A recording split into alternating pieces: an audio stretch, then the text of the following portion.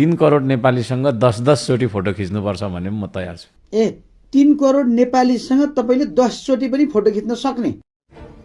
ल मानौ 3 करोड नेपालीले तपाईँसँग फोटो खिच्न खोजे। एकजनालाई 1 मिनट मात्रै टाइम दिनुभयो भने त 3 करोड मिनट लाग्छ। होइन, यसो गरौँ, 30 सेकेन्ड टाइम राखौँ है त एकजनासँग।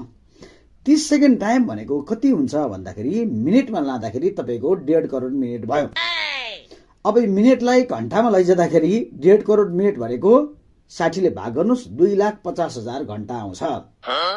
2,50,000 घण्टालाई 24 ले भाग गर्नुहोस्, कति आउँछ? 10,416 दिन आउँछ। 10,416 दिनलाई तपाईँले 365 ले भाग गर्नुहोस्, आउँछ 28 वर्ष।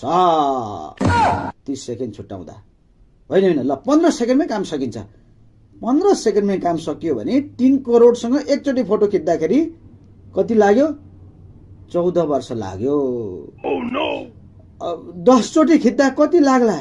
140 वर्ष। अब के गर्ने? काम कहिले गर्ने? अझै जति छिटो गरे नि तपाईँको 35-40 वर्ष त फोटो खिच्दैमा जाने देखियो। त्यसकारण गफ दिँदाखेरि टेक्निकल्ली यो मिल्छ कि मिल्दैन भन्ने हिसाबले गफ दिएको राम्रो, अनि बल्ल जनताले पत्याउँछन्।